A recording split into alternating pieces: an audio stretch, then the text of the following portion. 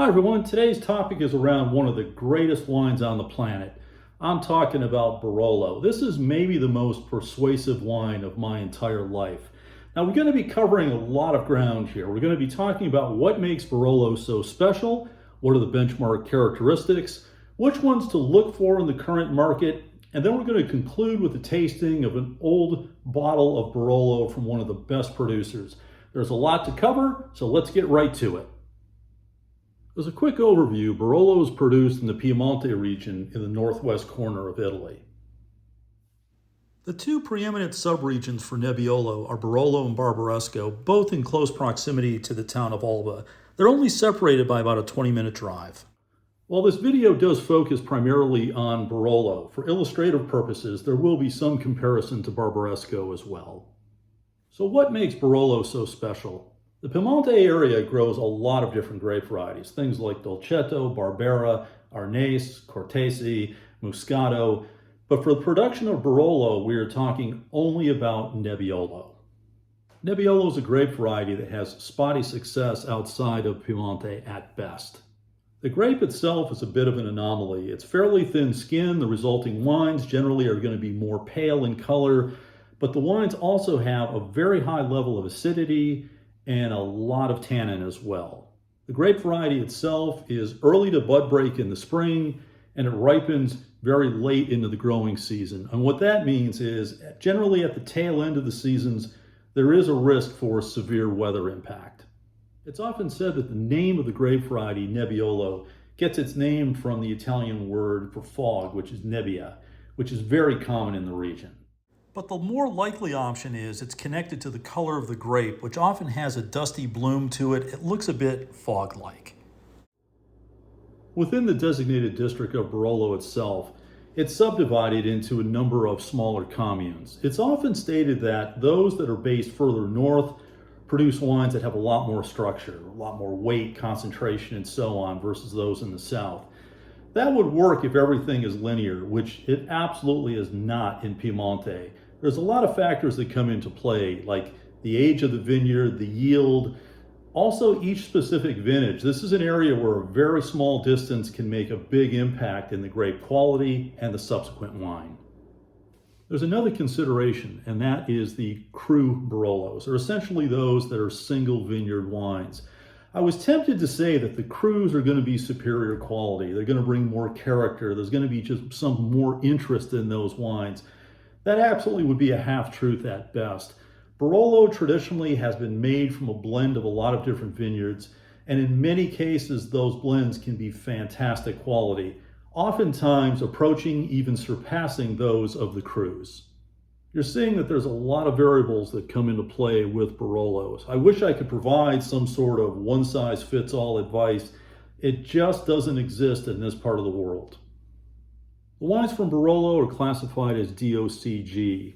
In many circles, this is considered to be the absolute pinnacle of Italian wine. And certainly within Italy, Barolo is at the top of that pile for me. I think these are the greatest wines coming out of Italy and one of the greatest in the world. But understand that within Italy, there is always going to be exceptions. There are many cases in other places in Italy, especially in a place like Tuscany, for instance, you can find phenomenal wines that are going to be labeled as IGT, which are just essentially basic table wines. They operate outside of any of the specific rules, therefore they're downgraded to something called IGT, but they can be amazing wines. My point is, the exceptions are aplenty in Italy.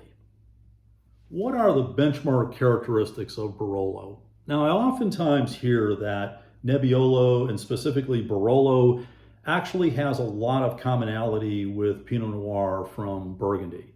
For me, I think this is absolute crazy talk. I don't think there's any comparison whatsoever. Sure, they're both somewhat pale in color, but even that color variation is different. Oftentimes, the wines from Barolo will have a bit of an orange rim right at the edge of the glass. Sometimes if they're aged a bit, has a bit of a rust color to it. But the alcohol is generally going to be higher, the acidity is going to be higher, and the tannin is certainly higher. So the comparison to Pinot Noir, I just don't see it. For me, it's more accurate to say that Nebbiolo is something unto itself. Nothing else compares to it. As mentioned, Barolo is going to be fairly pale in color. Oftentimes the rim of the glass is going to have some variation and fade in terms of appearance. That'll be pronounced as the wine ages. In terms of aromatics, oftentimes what I find is a dried rose petal characteristic. Sometimes if the wine's a little more youthful, you'll find a bit more of a raspberry fruit note. There's a lot of savory spice, truffle notes. Oftentimes I find a Kalamata olive character, sometimes fennel. One of the descriptors that's quite common is the one of tar. I get it, I know what it means. If you haven't had Barolo, I can't imagine some comment that's going to be more of a turnoff than tar. But when you try the wine, you'll get it. And it actually is a positive attribute as it adds just a bit of subtle nuance in terms of the aromatics. The wines will be full body. Generally, alcohol levels will be 14, 14.5. There have been some warmer vintages where that alcohol level is actually ticked up a bit higher. To me, that's not what Barolo should be all about. It can actually get too high, so you may want to keep that in mind with some of the more current vintages.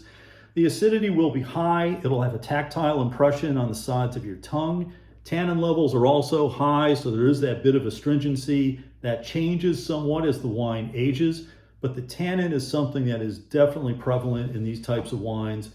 Also, keep in mind that Barolo is something that has a lot of weight on the palate. You'll pick that up on the front, mid, and back palate. The best examples extend and are very, very lengthy. Also, the wines take years to soften. So if I'm going to pop a bottle of Barolo that is not fully mature, I oftentimes will decant the wine a day before, or at the very least early in the morning, with the thought of drinking it later that night. The comparison between Barbaresco and Barolo is very common, and it makes sense. They're both made from Nebbiolo. They are produced within close proximity to one another, but there are some subtle differences. Barbaresco generally is coming from lower altitude vineyard sites. Oftentimes those sites are a bit more nutrient rich. The wines are a touch softer. They oftentimes will have just a bit lower alcohol, but there is a lot of exceptions to this. And I would say, truth be told, if I had a blind taste between the two, it would be really tough to discern one from the other. I've had plenty of Barbarescos that show almost Barolo-like structure and age every bit as well. There's a number of rules that come into play with the production of Barolo, and to call out just a few, the wines must be made from 100% Nebbiolo. There's certain maximum yields that can be produced from any particular vineyard, with the thought being that this will help to maintain a higher quality level. For Barolo of the standard level, it's a minimum of 3 years before that wine can be released into the marketplace with a mandated amount of time in oak. For Barolo Reserva, it's 5 years with a mandated time in oak. The current version of Barolo is much different than what existed some decades ago. If you go back to the 1950s, for instance, it was a time when a lot of the young people were leaving the rural areas in Italy. They were looking for better jobs, better lives in the cities in the post-war era. And it was also a time when something like Dolcetto and Nebbiolo, which was used for Barolo, sold for essentially the same money. There was a lot of focus on high volume and not so much of a focus on producing quality wine. Also back in this time, Barolo was made from a blend of a number of vineyard sites. That changed in the 1970s, and there were really two producers that drove that change, Prunato and Vietti. They were the ones that created the cru or the single vineyard designate wines for Barolo. It was also a time when there were some other significant changes. Viticultural practices very much improved in the vineyards, but there was a whole new style of Barolo that developed called the modernist view. And the modernist view was very different than what had traditionally been used in Piemonte. And what the modernists did is two things that were very different. One is the maceration time was greatly reduced. Typically, Barolo would be macerated for about 30 days. They reduced that down to about 10 in many examples. And also the wines were now going to be aged more in French oak, smaller barrels. Very different than the traditionalists, which again had the longer maceration and used the large casks, oftentimes Slovenian oak, which has a much more subtle character on the wine. Well, today both styles still do exist, but the difference between the two is not quite as the extreme as it was some years ago. In terms of the current market, this is the golden age for Barolo. There have never been so many incredible wines available. There's been a string of very good vintages going back to 2010, 2013, 2016 is an incredible vintage. All indications are that 2019, 2020 are going to be very good as well. 2017 is one where I've had some really nice examples. They're very young at this point, but I feel like they're going to develop a little quicker than most. There's a good number of 2015s on the market right now. Keep in mind this is a very hot and dry vintage. In some cases you have alcohol levels that are pushing 15%, and in my opinion this is not ideal for Barolo. In terms of specific wines, I'm going to list several down in the description below. I'm going to look more at those that are more current vintages with the feeling that these are going to be more readily available than the older wines. The wine that I'm going to open is a 1997 Vietti Barolo Rocche. I've had this wine for many years. It's been stored in great conditions. It stood upright for a couple of days just to get the sediment to work down to the base of the bottle. I'm glad to say that the cork looks to be in very sound condition. It's solid, it's nothing spongy, nothing crumbly about it. So all of that is an indicator that the wine should be in very good condition. It's always a bit risky when you have an old bottle of wine, but in this case, the cork really does look to be in sound condition. I've opted to decant this wine for a couple of reasons. One, I want to introduce some air into it to help bring out more of the aromatics and flavor. Also, I want to separate out any of the sediment. Taking one long, slow, continuous pour, as soon as I start to see a bit of sediment, stop, sediment in the bottle, clean wine in the decanter, done. Now to give the wine a try, the color looks exactly as I would expect for a wine of this type and age. This appearance is very typical for a well-aged Barolo. You'll see as you get to the rim of the glass, there's a lot of fade in color. In terms of the aromatics, it's all tertiary notes. There's a lot of that spice character, fennel, black olive, dried rose petal, truffle, fantastic aroma. I wish we had smell-o-vision, it's that good. On the palate, the wine's softer than what I expected. It's very round, weighty. There's good presence on the front, mid, and back palate. Perfectly balanced. I think the wine is absolutely fully mature. I don't think this is going to get any better with time, but it's certainly not in decline. I think I've caught this one right about at its peak. I'm curious to see how this develops over the course of the evening. I'm going to try this wine again in a few hours, but my feeling is it's going to hold together. I'm curious to see, will it actually develop into something more than what it is right now? I mean, it's fantastic right now, so I don't think anything's going to go sideways, but what an absolutely fantastic bottle of wine. As always, thank you so much for staying to the end of this video. Please do subscribe if you haven't done so. It really does help this channel.